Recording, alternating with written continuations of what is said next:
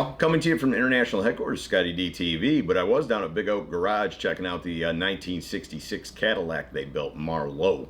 I think y'all are going to dig it. Let me get the camera turned around. We'll take a quick look at it.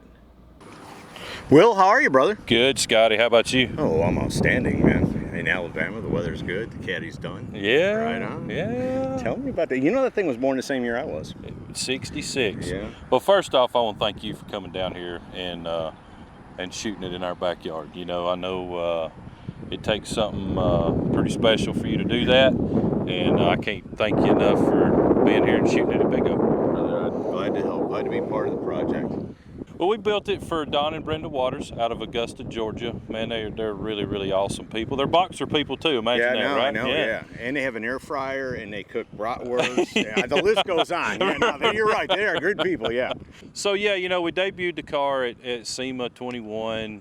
It had a little damage that had to get fixed. It was a candy color, so unfortunately we kind of had to take the car down and take it apart and repaint the whole thing. So that's why the car kind of disappeared for about a year. But you know what? We've got it better than it was before, and I can't be happier with the way it turned out. And I think it's a good time to bring up too, because everybody else screams trailer queen, trailer queen. The car was in the trailer when it got hurt. Right, it was in the trailer, and we were on our way to Texas with it. And you know, all I got to say is Shreveport, fix your damn roads. You know. Because that's what happened. It happened in Shreveport, going down I-20, and when we opened up the gate, and we were all just disgusted, and we didn't even show it in Texas. You know, we went on to the show. We had Dirty Martini with us, so we showed Dirty Martini, and we left Mer-Low in the trailer. You know. So it's going to be out this year, though. Oh yeah. So you know, Pigeon Forge Rod Run was kind of the coming out party with it. And we'll be hitting it hard this year. You know, Goodguys, and we'll be in Louisville in the Exalta booth, and all of our normal stuff.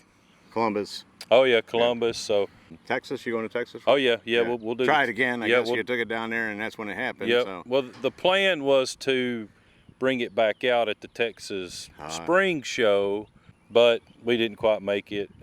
So we, you know, luckily for us, me and your friends, and you let me bring it to Dirty Dozen. I appreciate that. So. Tell me what you did to it.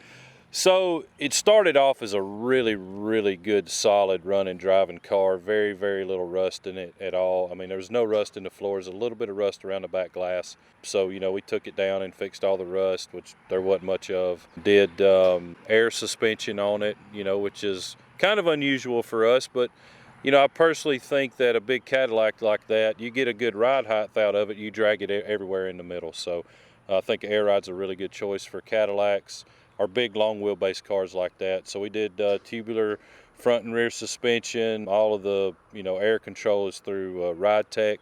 We sucked the bumpers up in one piece, the front and rear bumper.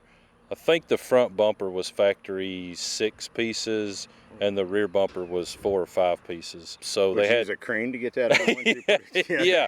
Yeah. I asked Advanced Plating, they had a time with them, but we narrowed them a little bit and sucked them up to the body. They had rubber in between the body and the front bumper and the rear bumper, so we wanted to eliminate that rubber. One reason nobody reproduces it, and two, it just looks a whole lot better when the bumpers are flushed up with the body. The back bumper is a little wider than the body is, so we narrowed the rear bumper and sucked it up as well. We did one-off tail lights in the rear. The factory side trim to me was too small, so we actually machined one-off side trim that's about twice as wide as the factory trim.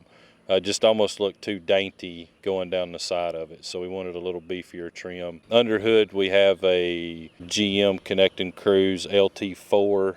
You know, that's the stock hat on it that we just machined all the stuff off of and cleaned it up. Painted it that rose gold color that matches the wheels. Made the inner fender wells, made the radiator cover. A lot of work under hood to just clean it up. We extended the cowl to cover the top of the firewall just to clean that area up as well. The interior was built by Ricky.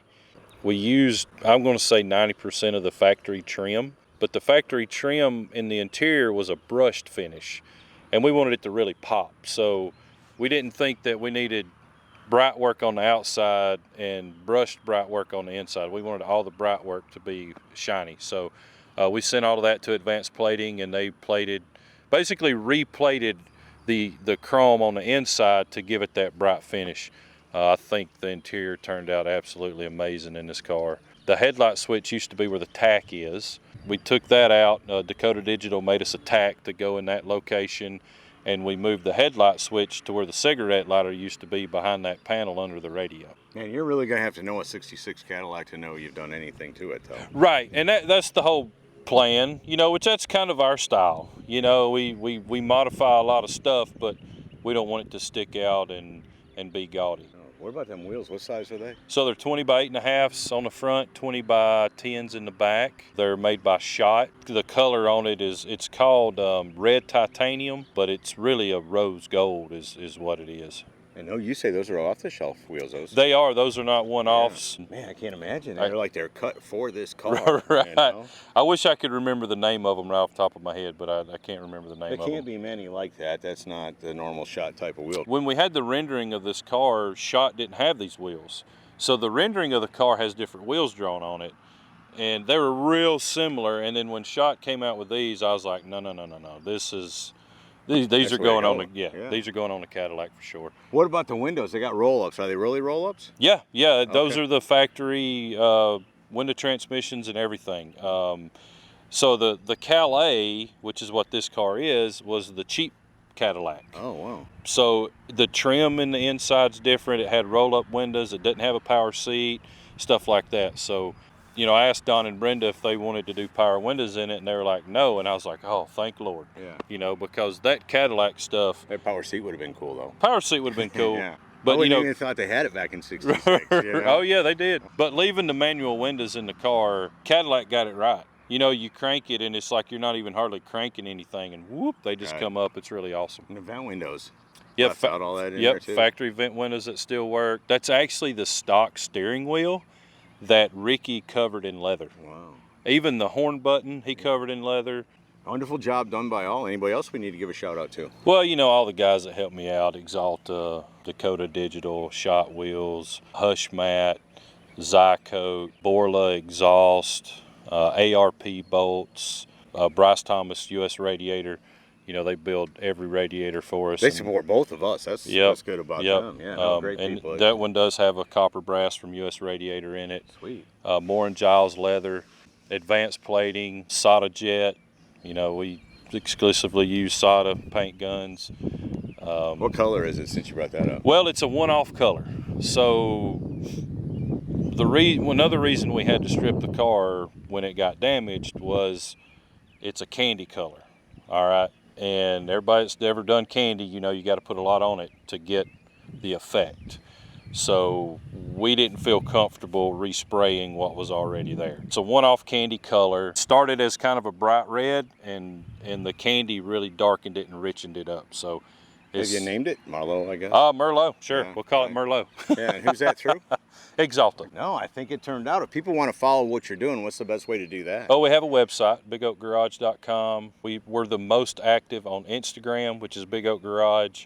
We have a Facebook page, Big Oak Garage, Twitter, Big Oak Garage, and we have a TikTok, Big Oak Garage. So TikTok's kind of our more comical side of things around here. So nothing too serious on TikTok.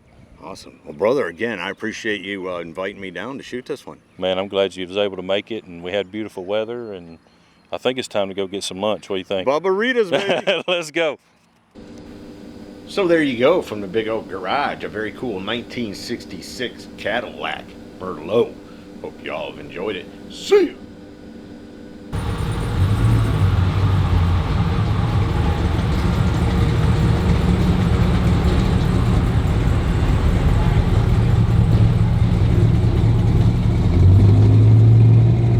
Hey y'all, make sure you subscribe to this channel and visit ScottieDTV.com for an easy way to search the hundreds of videos I have posted. Either click the link in the description or the one at the end of this video.